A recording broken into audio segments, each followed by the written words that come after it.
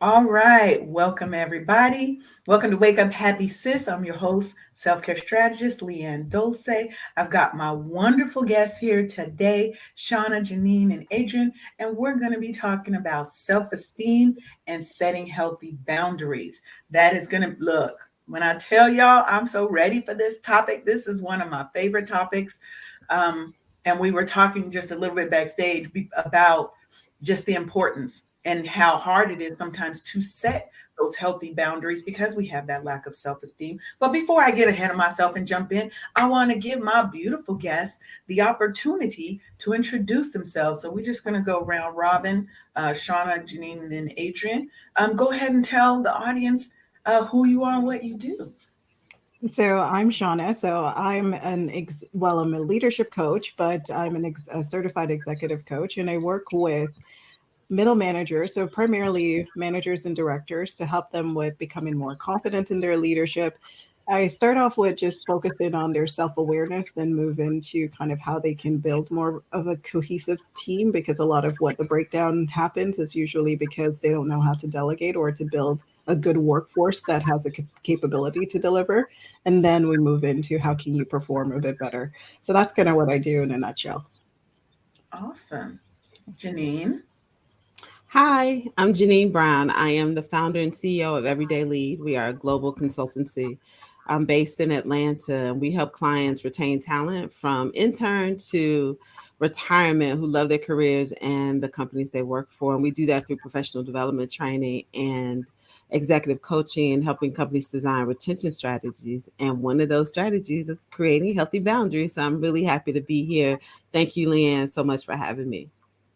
Thank you for being here. And my favorite is Adrian. Hey there. I am super excited to be here. Thank you again, Leanne, for inviting me to have this discussion today. Happy to talk about empowering and self-esteem. I'm Adrienne Simpson, CEO and founder of the LinkedIn Pros, and I'm a LinkedIn strategist and transition coach for entrepreneurs and professionals who want to transition to more revenue and more income.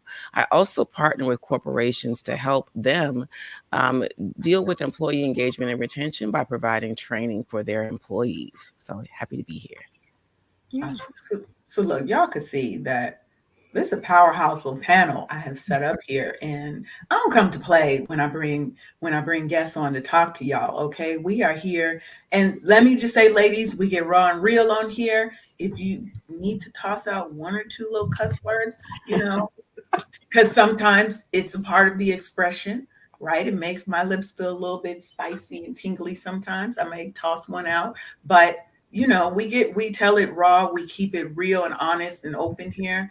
It's not about hurting people's feelings, but sometimes we gotta step on some toes to get the message across and to help people have their transformation. So I want to start today by talking about some of the benefits and the importance of cultivating self-esteem in Black women. So anybody can just jump in if you want to touch on that topic. Feel free. I'll start only because as you were talking, it's top of mind for me as I work with not only the Black women, right, the employees, as well as the companies that hire them, the leadership companies that look for this talent. And I've got a friend in my network who's an executive recruiter, and she said, Adrian, I look on LinkedIn for talent, but I don't post jobs, right? So she's searching and sourcing for people that fit a specific criteria. But what struck me is just insane. She said, once you get into the interview, like Black women don't negotiate. She said typically she finds that they're so happy just to have the interview, so happy to have the experience, the opportunity, that we don't negotiate. And that is a challenge. It's a sticking point because, sis, if you're there, you deserve everything that comes with it. You deserve to negotiate. You deserve to have the best parts of the entire experience. But that comes with a lack of self-esteem. Even if we're qualified to be in those spaces, we don't often negotiate for what's ours. Now, when I was still in corporate America, I will say I was definitely not one that knew that I could negotiate, right? And part of that was a confidence in myself, but part of that was just not knowing the ins and outs of owning and understanding your worth, right?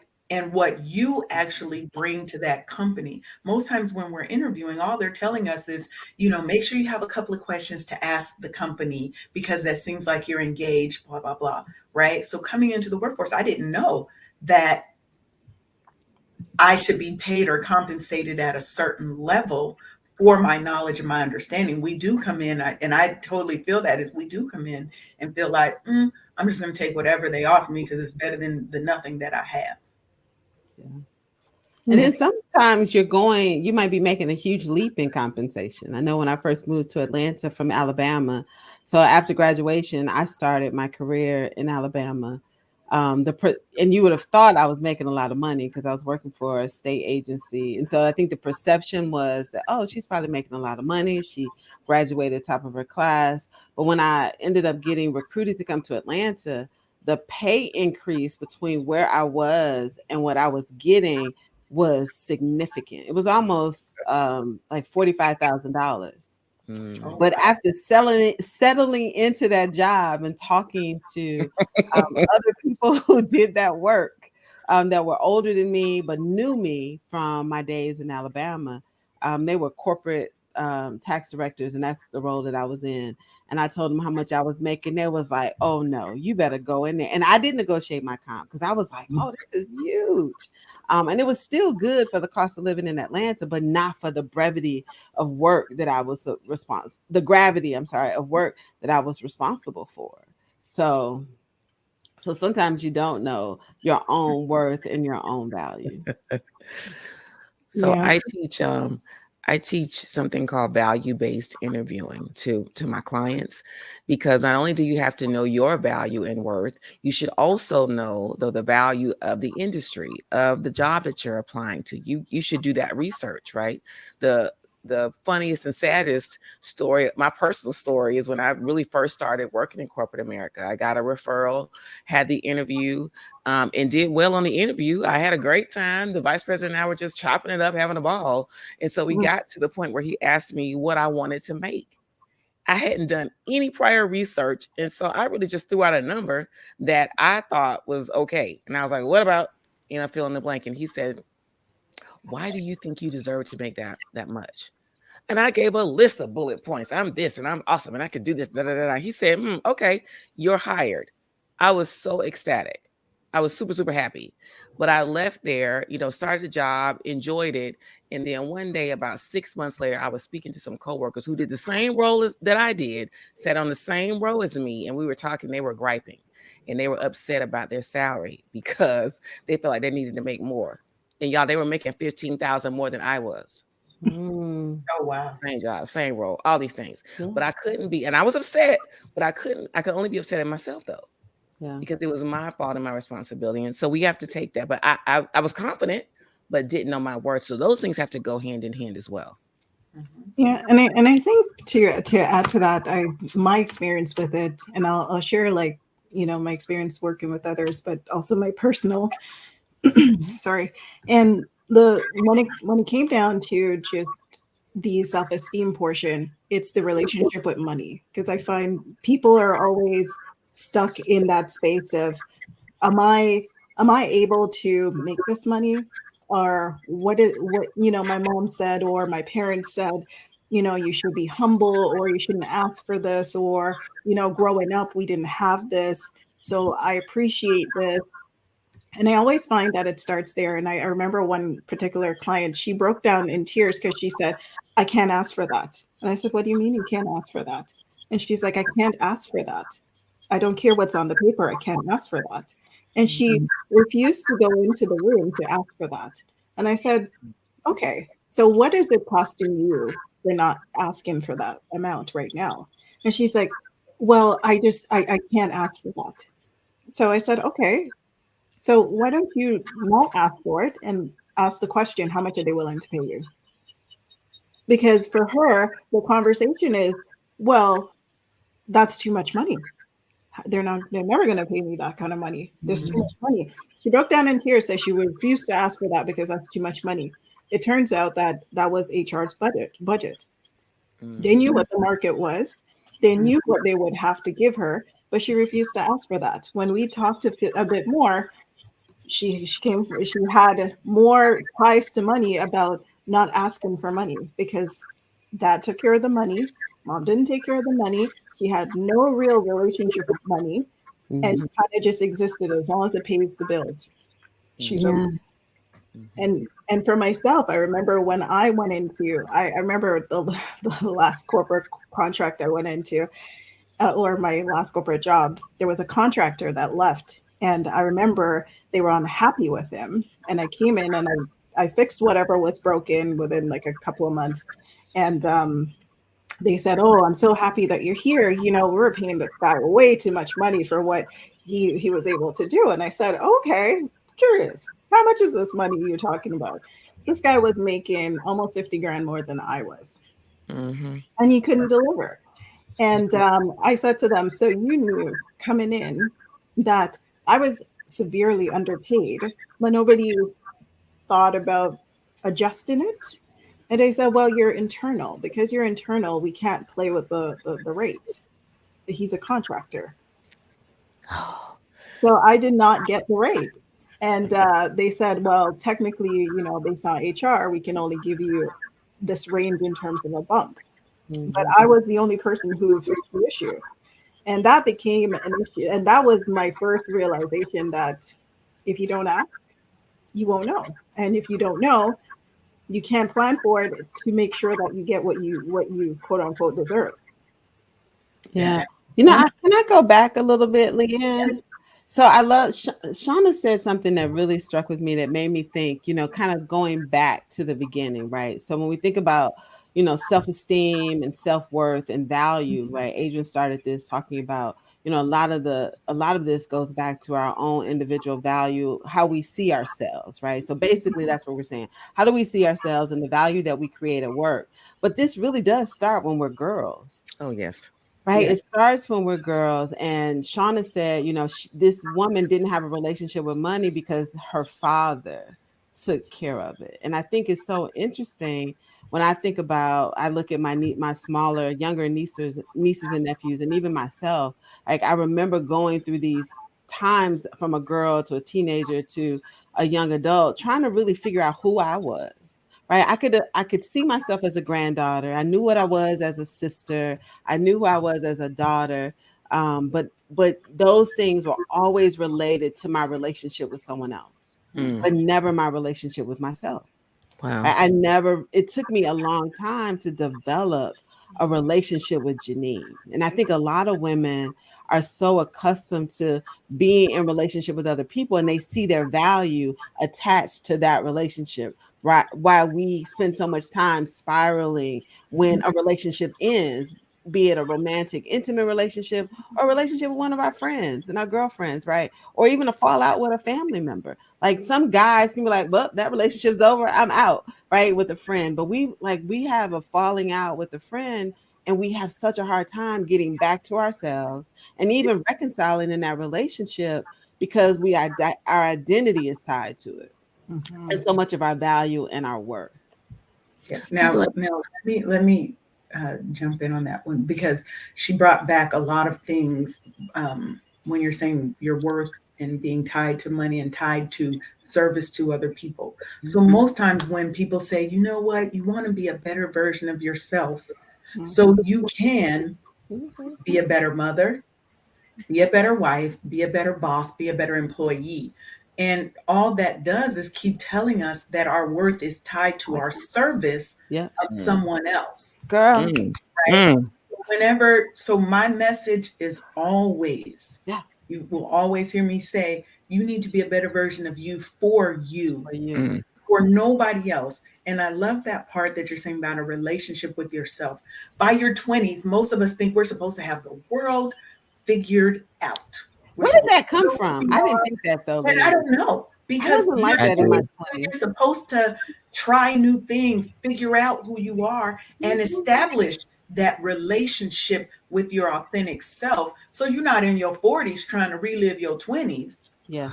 right? Well, Because you're just now learning who you are. Yeah. I just want to add though. So Janine just asked a really pertinent question though. She said, where did it come from?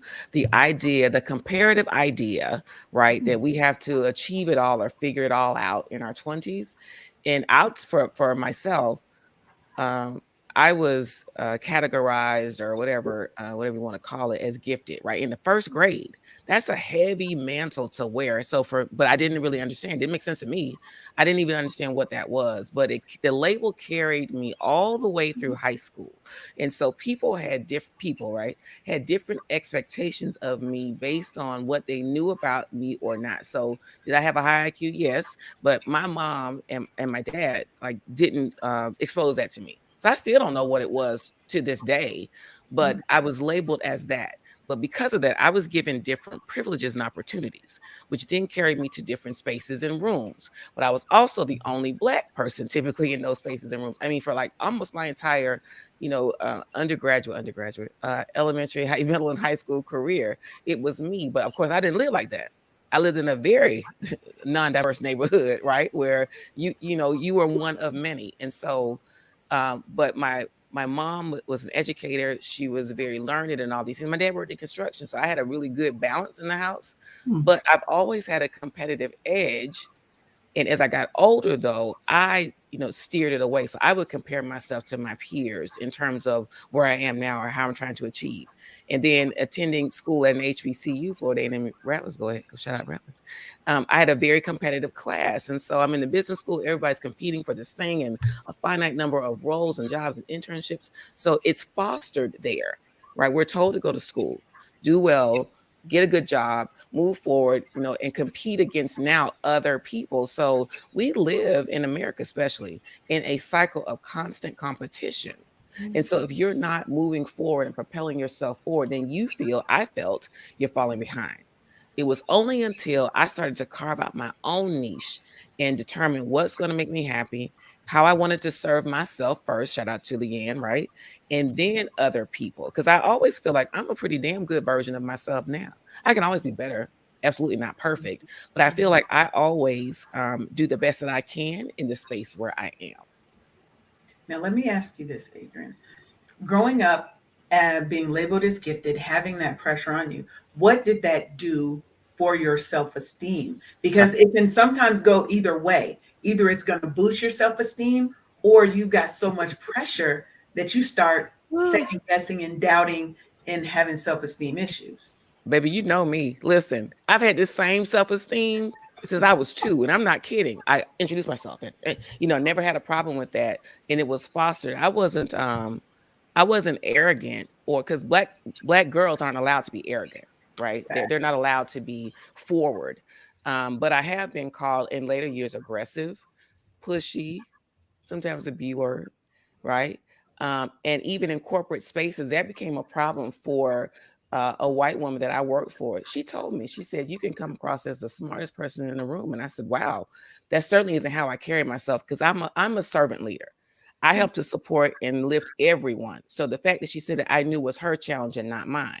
So in answer to your question, it helped me to elevate my confidence level, but it was supported by my parents. It was supported by the environments that I was in. Like I had a really healthy childhood. I was pushed and expected to do well, but I was also given those tools, right? So to me, it was a natural progression. It wasn't until I got older that people started to try to knock that down. Chip it away.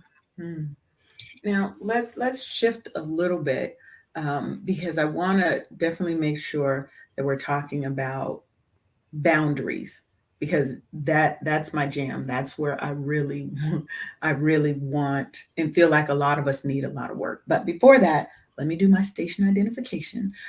You are listening to Wake Up Happy Sis on KCCR The Brownstone, where we are changing the narrative for Black and Brown people by telling our stories our way. So just had to get that in real quick. Love that.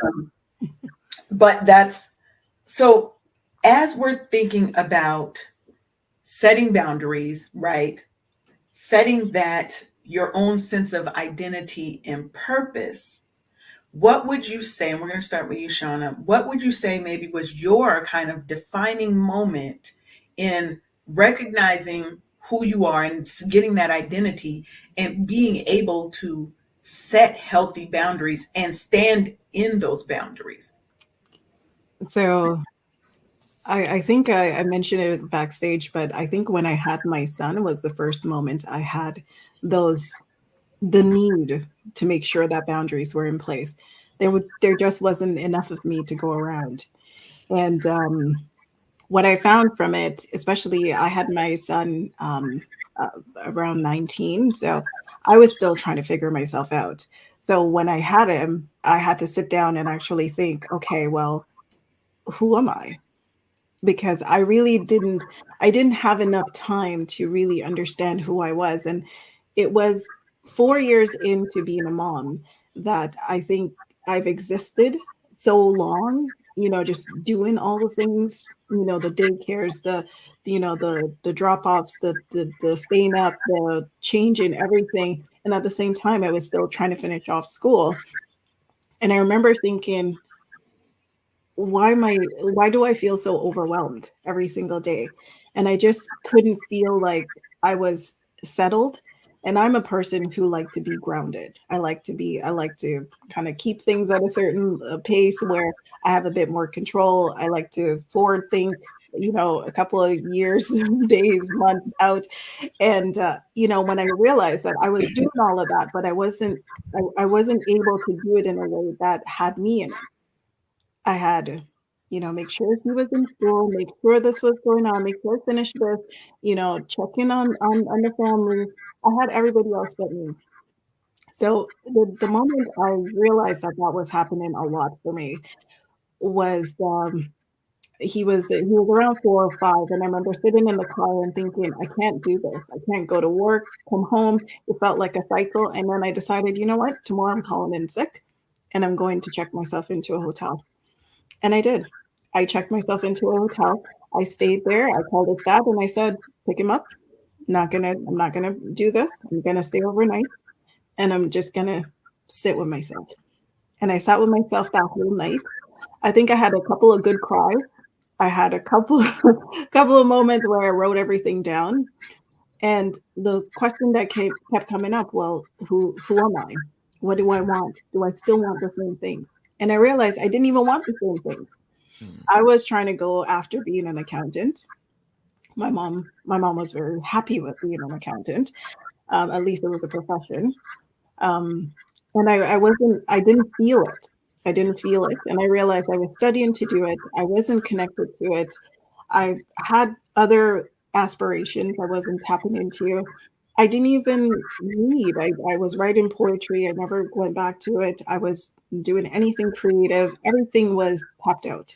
So that day in the hotel, I actually sat down and I wrote everything current state and I did a future state.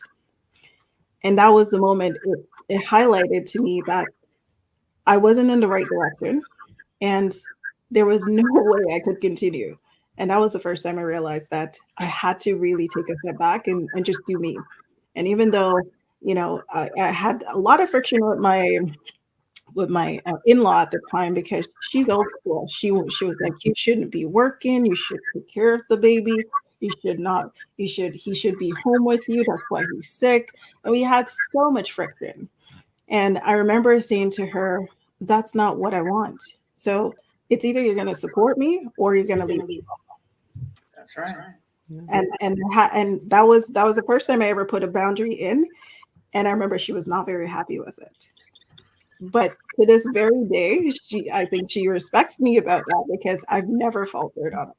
I said, it's either you're going to support it or you're going to leave me alone. And we decided to go with the support. So we were good. And what about you, Adrian? Boundaries are interesting for me. Uh, I don't typically have an issue with exerting or sharing, or even establishing them, right? I have a heavy timbre in my voice, a deeper timbre rather. So for some people, it's an intimidation factor. And I'm keenly aware that as a Black woman with a deep voice, in some spaces, this is boundary enough. And I have learned to throttle forward or ease back and smile and deliver in a different tone depending on the situation. But that's learned behavior for me because, again, being sort of raised in a spirit of service, feeling like you always have to be the cleanup person or to do the thing and then go in and do that, it was difficult. I say very quickly, I remember working at a company and wanting to do really well.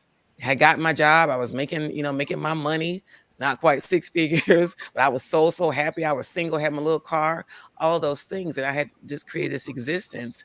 And I was working, I would get to work about, 9 or so and work into the evening, 7, 8 o'clock at night, depending on what I was working on. So for me, that was, I was exerting and showing my value foolishly. Right. We do that. But I was there. I would often be there by myself. And so much so that one of the gentlemen that worked, I was here in Georgia, but he worked in Canada. He said, well, we've got a question that's late. Who's going to be there? Oh, we know Adrian's going to be there. She's always there. Like that was a joke on the team because they knew they could always count on me. Right. And then I learned quickly, like, this isn't serving me. And then I got laid off. Now, the two aren't comparable, right? It's economic downturn. It was in, manufacturing industry, but we have to exert boundaries because when things happen and we get laid off or something happens and you lose your job, then you have all of your self-esteem tied into this role in this job. When they aren't combined, they aren't conjoined. You're supposed to do good work because you want to. I needed to exert boundaries and I didn't. I've learned that though. Here's when I work. I give you my all when I'm doing it. Full-time contract, whatever the case may be. And I have learned also, and Shauna mentioned when she had her son, I learned a little bit before that because I was having the challenges that I shared, at my former corporate role, and my husband wrote on this whiteboard that's on my refrigerator right now. It's just a job. You can get another one. And so from that point on, I really started to plant my flag in the ground and continue to exert those boundaries for my peace of mind. Yeah. Y'all, that was so good. So am I next, Leanne? You are. You I'm just are. gonna jump on in. What happened with me is I think I had to get in touch with like all the different personas that I was trying to operate in and other women operate in, right? So we have songs about us being a superwoman and an independent woman, and some of us are perfectionists and all of these things. And what I recognized for me was I took on the persona of the savior. Now, before I identified it and it was brought to my attention, I would have denied it. Like, only one savior, that's Jesus Christ. Right? I would have pretended that was not me.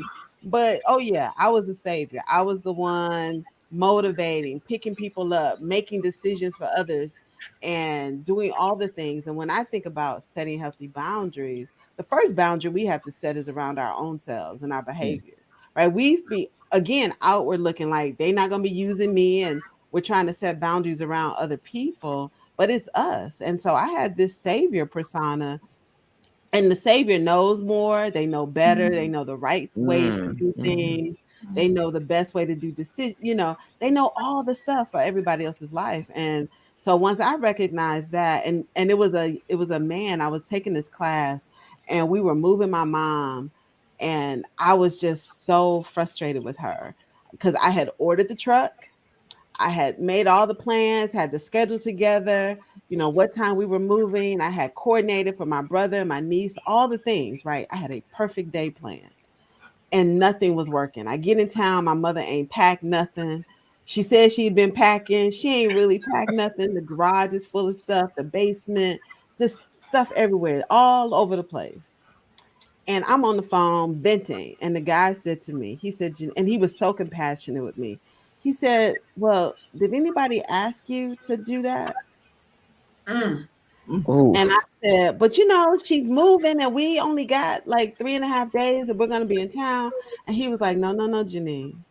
Did anybody ask you?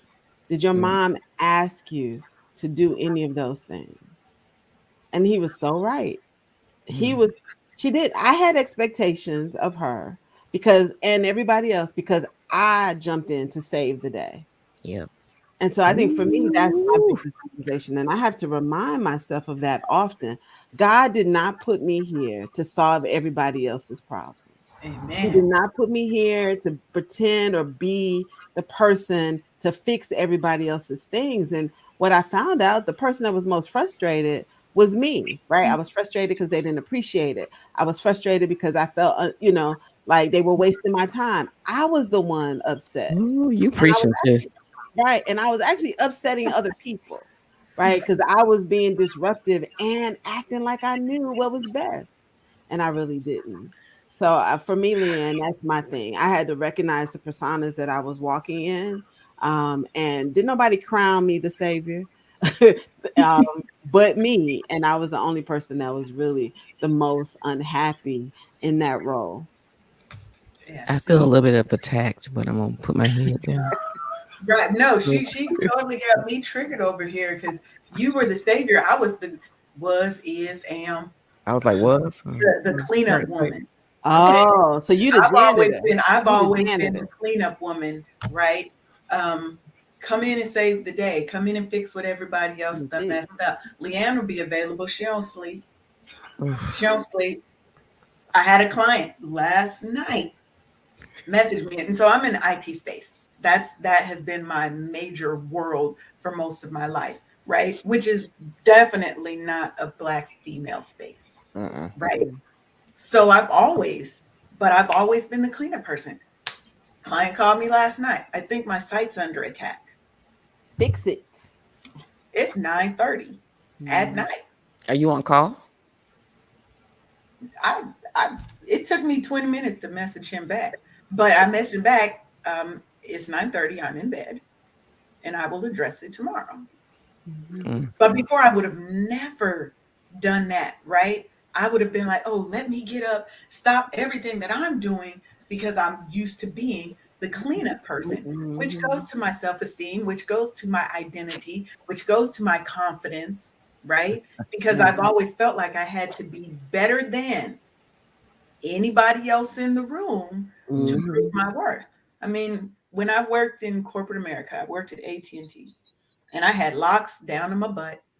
Okay. So I'm this earthy black girl, and they had started a new team. So I've written all the documentation for this team. I wrote the training plans. I trained all the people. And my manager gave me a performance review that was 3 months late, by the way. We ain't even talk about that. Mm. But he rated me a 2 out of 5. A 2 out of 5. And the first thing I did was go into that little space of I must not be good enough. And I did miss a thing or two here or there, but I had to ask somebody else that I had just trained to be a manager. I ain't even a manager. I'm training the people who are coming in to manage. Is this me? I need you to read this and tell me independently. She was like, this is not you. They're trying to get rid of you. Mm-hmm. Right? She said, because they had this, we're getting rid of low performers. Mm-hmm. It's an excuse. It's Yeah. an excuse. But I had to muster up my own confidence and look them in the face, look my manager in the face, and let him know it wasn't going to happen like that. You know, in the end, I ended up going to get a job that was paying me 15,000 more, and they was left to clean up the mess because who wasn't there anymore? The cleanup crew. But so often we're in that space that you just described, because I've been there too. And you think you're the only person that it's happening to because we don't talk, we won't tell anybody else. So we're in that space, we feel attacked, we're under attack every day, self-esteem being hit. And you went immediately to a space of you're not good enough when in fact you were overperforming. And I Yeah. had done the same thing.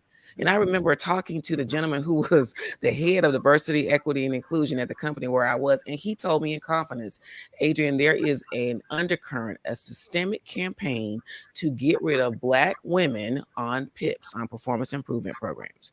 He said that's how they're doing it. Like it is a campaign, unspoken, but it's happening because more than me as a person, as an employee, was coming to his office and explaining what was happening, and he was sitting there outdone. He wound up leaving that role, but to know that this is yet another way that we are targeted to be removed from companies, right? So in opposition to that, I say we have to own our careers, we have to own our self-esteem, and we have to know that you got this job, sis, you can get another one. Yeah. We can get enough, Yeah. and there are more. And Yeah.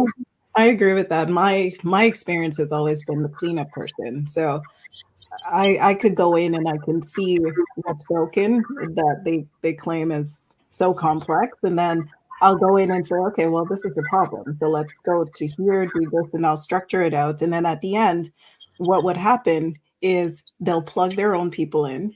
They'll kind of move me out and then say, okay, that's great. Now we got it working. Okay, let's move on. So Shauna, you go here. And then I move on to something else. So I would always get kind of shifted, and then next thing I know, the email comes out. We did a fantastic job. We were able to do X, Y, and Z, and no mention, Nowhere to be found. nowhere to be found. And then I'll move to something else, and then I'll get pigeonholed into specific areas. And I remember sitting back once, and I went into my director's office and I said, this is bullshit, right? And he's like, you're really good at what you do, but I really have a hard time with you, playing nice in the fan. I said, really? And he's like, yes, I really have a hard time with that. And I said, okay, what about that? And he's like, you're too honest. What? So I said, I'm not following. And he's like, you're too honest. You need to work on saying things without saying things. That's why you're really good at what you do, because you can figure out and then you can hold people accountable. And then, but after that, we need to take over. And I said, okay, so you're saying that there's a gap, but you're saying that there's still good performance, but there's still a gap. So help me understand, because help me make it make sense. So at the end, he ended up, it was because I refused to do some of the unethical things that he was willing to do. Some of my values did not align with them. So I refused to do some of the unethical things. So when it came to cleaning people up, I wasn't down for it. I'm able to do a workforce plan. I'm able to do all these things, put things in place, and identify kind of the heat maps of people who might need some retooling. But at the end of the day, I think you should do things ethically and make sure that you keep fairness at the front. For them, it's not always fair. So when you think about kind of the culture, I wasn't a good fit. But my values were tied to, or my identity was tied to, well, why can't I be part of the accolades of these things? I did the grunt work. They were stuck for how long, costing how much money, and I fixed it. And then you move me to the next problem, and then the next problem, and then the next problem. So I'm not like the underdog clearing up the gunk, and then everybody else rises to the top. So I don't understand. And then he said, well, you just need to clean up your communication. And I said, okay. So I said, okay, I'm going to enroll in communication courses. So I did. Then he couldn't respond. Then it was like, okay, we're just moving in a different direction. Yeah. Yeah, it's always something. You That's know, Leanne, one of the things I find interesting about women and Black women and women of color in this conversation, simply because we're going back into the workplace. And I think Shauna, you and Adrian, and I know I've been in this situation, is so important is that so many of us are the first and only in a lot of different ways, right? So you might be the first one in your family to go to college and get a corporate job and to move into a leadership role, or be the first one in your family to make six figures very young. Because I know I was the first, like when I realized how much money my mother made compared to how much I was making at 27, I kept saying, how you raise us? How do we wear clothes every day and eat, right? Because I'm over here struggling to pay for my bills for just myself. And I think the pressure of this first and only ties back into this, how it chips away sometimes at your self-esteem, because you're often in spaces and places where you're undergoing some microaggressions, or you don't necessarily know how to navigate it. You don't have the necessary support system to be as successful as you imagine yourself to be, or because you're first and only, you also feel like I have to do more. You overcompensate for that. You're either giving more to other people financially, or you're exerting more energy and time, helping people solve their problems, or, so there's all of this that goes along. I think with that, for women that we're carrying, like it looks great to be the first Black woman the first woman who's done these things. But the pressure of all of that, right? Because a lot of times we're in these roles and we were like still trying to figure it out. Right? We're still trying to learn it, figure out who the players are, identify who we want to be in those roles, how we want to show up, how we want to communicate, how we want to lead, how we want to give feedback. All the list goes on and on. And then we don't always have safe spaces to go back to talk, right? So this is why I think all of us will say why coaching and therapy is such a huge component of growth and development, because sometimes you don't even, like, for me, I had a season where I had a significant amount of family loss, right? My grandmother, my mom passed it shortly after her, completely unexpected. I thought I would have my mother for another 20, 25 years. And then, work. And I didn't want to spend my time with my friends talking about my problems, talking about my grief and the sadness. I wanted to be able to be happy with them and laugh with them, but also tell them what I needed from them for support. But oftentimes the weight of all of that, right? And I have a lot of girlfriends who've been the first one to be a partner, a lot of these things. And sometimes we just want to have fun together, but we don't have a safe space. And so, that's why I think the resources needed to continue to ensure your self-esteem is strong, and that you're creating healthy boundaries first for yourself so that you can communicate what you need to other people. Because that's where the boundaries with others start, is like communicating, telling people what you need from them, telling people what you need them to stop doing and to start doing, right? It's like that whole model, that stop, start, continue. Keep doing this, stop doing that, and let's start doing these things. And I think if we can get those sort of model that for ourselves, that some of that pressure that we feel to take on these personas, we can let some of that go. And I'm gonna say this one last thing.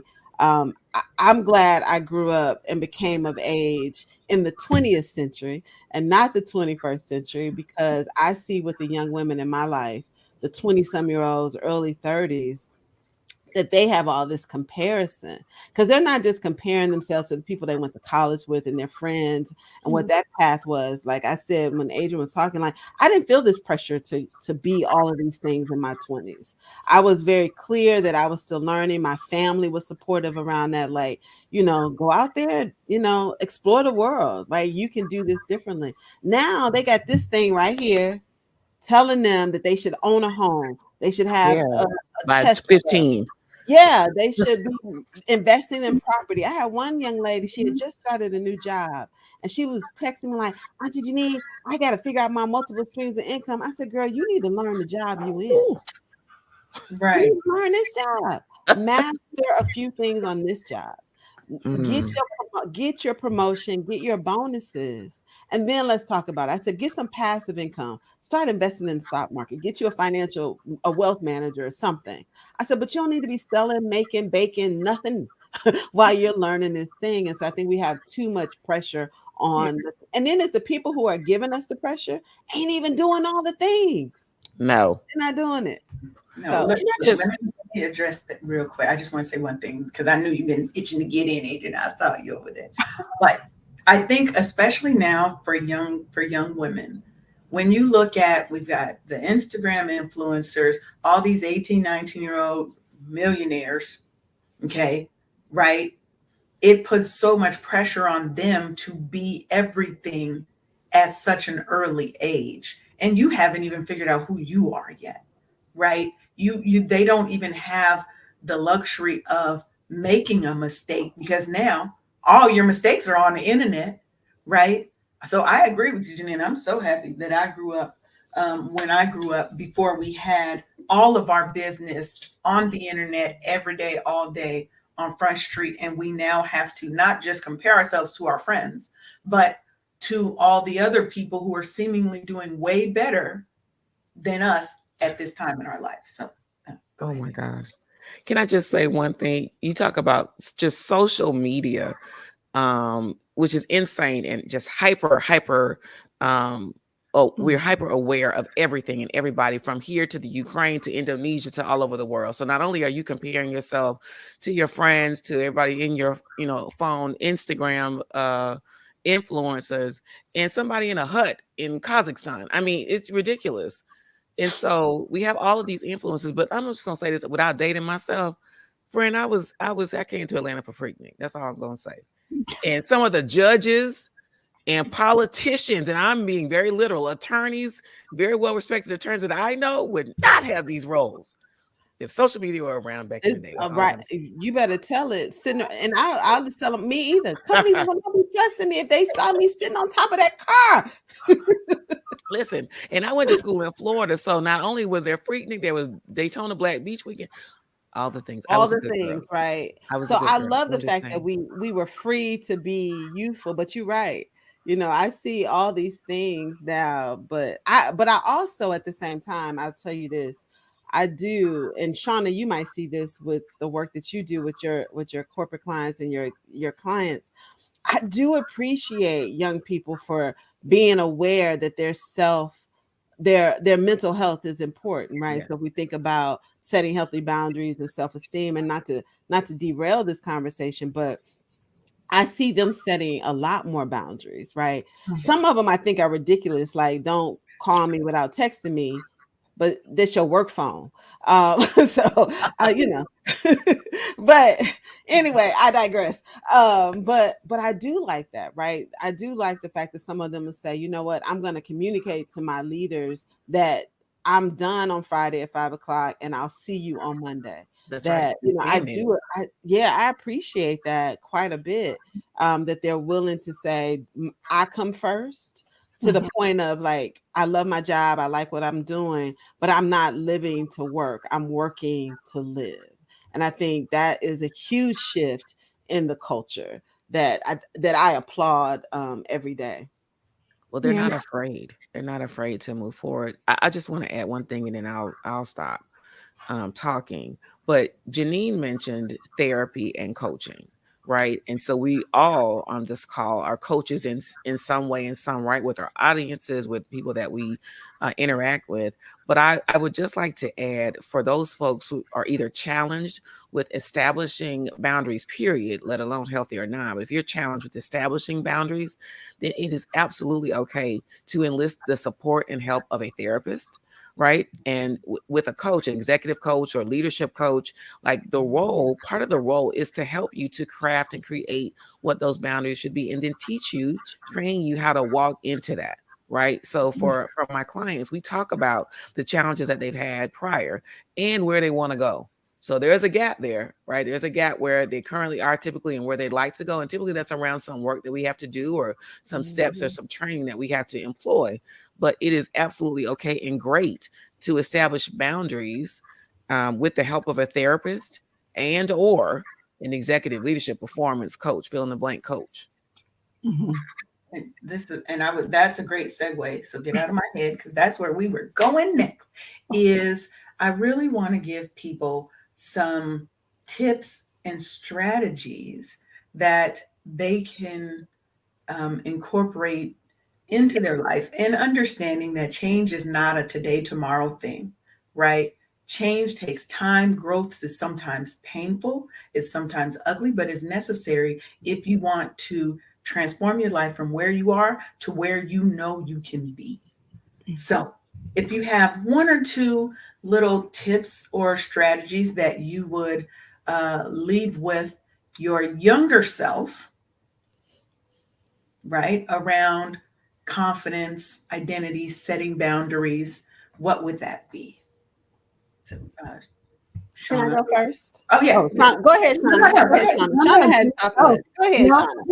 Shauna. No, so I'll answer that question, but I wanted to share because I think Janine, you had brought up like just kind of the boundary set in the workplace.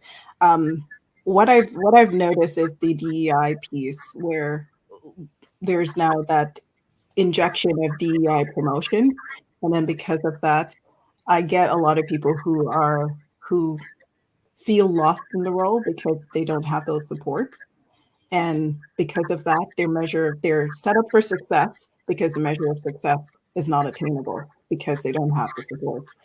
So that was the piece that I wanted to share. And in terms of the boundaries around that, so one of the challenges that I see when I'm working with a lot of people is the fear that comes up with setting boundaries. A lot of that is centered around the fear of losing relationships or the fear of guilt around making the wrong decisions or the identity piece. Am I going to lose everything as a result of this decision? And one of the things that I always go back and center around is the boundary is never about the other person. It's always it's always about you. It's like creating a fence around you to say, this is what makes me whole. And I want you to understand what makes me whole so I can be the best performer in the role so that we can work around that. And I think when we're getting into leadership, a lot of, even though the Gen Z might say, "Oh, don't call me before you text me," what I always say, my rebuttal to that is push back if you're in the leadership role and say, "Understood. Let's set some expectation as a team as to how we communicate." Because the boundary as a team needs to be in place, and the boundary as a leader and as an individual has to be in place as well. So let's make sure it's all aligned. Because if I need you because there's an SOS, I'm not going to text you. That's just part of the policy. We're not gonna test you. We're not gonna text you as a result of that. However, I will respect your boundaries for everything else. So let's have that communication. So um, the tip I would leave is, in order to understand, in order to set good boundaries, you do have to empathize enough to really understand kind of what the fear is around those boundaries for people, and then be clear on kind of how to communicate that so you can deliver those boundary expectations, and then you can enforce it if you need to. I love that. Janine. So I think for me if I were to go back to my younger self, I would tell her, "Girl, you doing all right. Like just be here, be present." But I think to maintain that was to not to continue to be consistent with my anchoring routine for my life, right? So whatever that is, it has evolved and has changed. But if it's, waking up in the morning, exercising, and having a stack of routines, right? Exercising, praying, journaling, meditating, reading, those sorts of things. Because I recognize that when I don't do that, and I'm typically pretty good at it, but when I don't do that, everything is off. And then as I've aged, what I've realized that when I don't root myself in my anchoring exercises, I don't have boundaries. I do feel horrible about myself, right? I look in the mirror and I'm constantly complaining about, my face is breaking out or my belly is sticking out, those things. And I find that when I'm anchored and rooted in things that make me feel powerful and strong emotionally, spiritually, right? Not just physically, but when I have those stacked activities, especially if I can start them at the top of my day when I wake up, I feel better. I think clearer. I'm happier. And I realize that as I've aged, I'm more in tune with what's going on with me, right? So if you are a woman who is starting to be premenopausal, or you may be in menopause, like I remember when I first started, I didn't even realize how my mood was changing. I had no idea what was going on with me, but I knew that something was weird because I don't get upset easily. I don't pop off at people, like, and I was doing it, and I was like, what the hell is wrong with me? And two things were wrong. One, I wasn't anchored. I wasn't following through my routine, so I was all over the place, and I wasn't in tune with my body. So because I wasn't in tune with my body, all of these other things were happening. I couldn't talk to my doctor about what was going on with me because I was blaming other people. So I think, I would tell the younger Janine to stay in touch with your body, stay connected to yourself spiritually. And you do that by consistently anchoring yourself and healthy routines that make you feel good, make you think better, and are more productive. And it helps with my confidence. Yes, I love that. Yes, to all of that. Adrian, what about you? Oof. Um, I would tell the younger Adrian, I would tell my younger self to really um, figure out what you want to do or try, and then do it. Try it. It is okay to veer off the path, right? The path that our leaders set, the path that our parents set, the path Mhm. that even when I was in college, that my advisors set. Can I do this? Is this this sound like poetry to me? Listen, I remember being at a top business school and deciding early on that I didn't like it. I didn't want to be there. I actually hated it. And I remember mentioning to my mom and my advisor that I wanted to leave. It was a coveted spot. And both of them were like, nope, you're going to stick it out. So guess what? I didn't do well. I didn't like it. Yeah. Right. I eventually did okay, and then graduated and got to grad school and excelled because I had niched down, was focusing on what I wanted. But I remember expressing like, I don't really like this and I want to do something else, and actually had found something else. And they were like, no, that's not why you're there. Do this thing.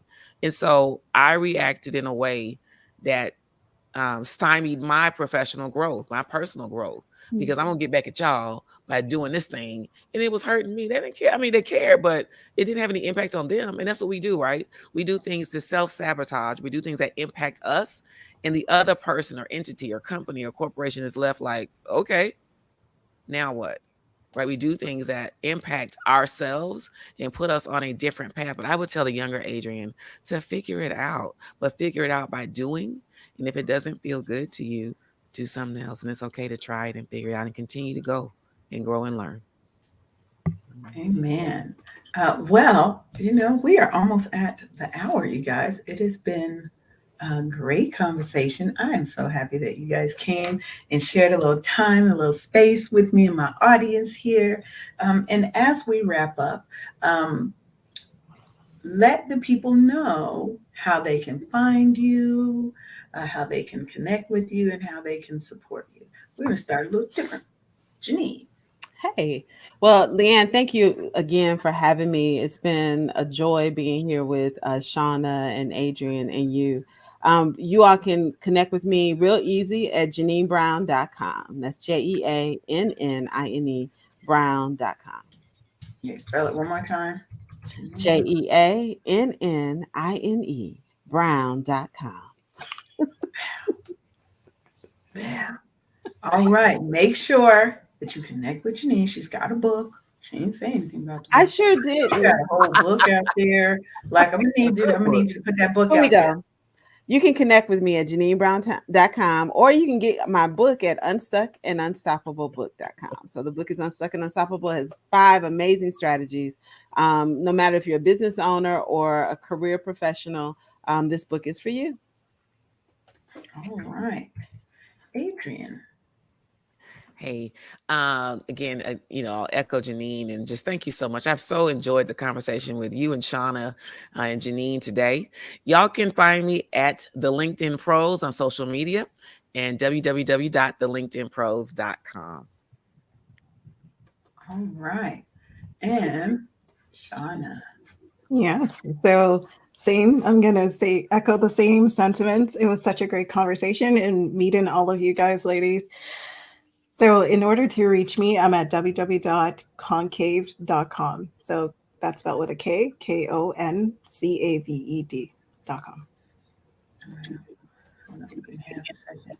See, I'm trying to do too many things at once because I'm supposed to have these. See that? Set your boundaries for multitasking, friend. Look, no, look, my stuff go show up. If you want to reach Love it. Shauna, head on over. Make sure that you guys connect with these awesome and powerful Black women who are going to help you level up in your career, in your business. They're going to help you to go to that next level. And part of that is understanding your worth, standing in that and being your true, authentic self, and setting those boundaries first with yourself and then with everybody else. So I want to thank y'all for coming. And because I love y'all, I got a healthy boundaries worksheet for you so that you can figure out what are some of those boundaries you need to set and how you can start digging into that. Okay. So head on over to bit.ly/healthy boundaries worksheet and you can get that worksheet. So I want to thank y'all for coming. Again, you're watching Wake Up Happy Sis on KCCR The Brownstone, and y'all have a wonderful and blessed day.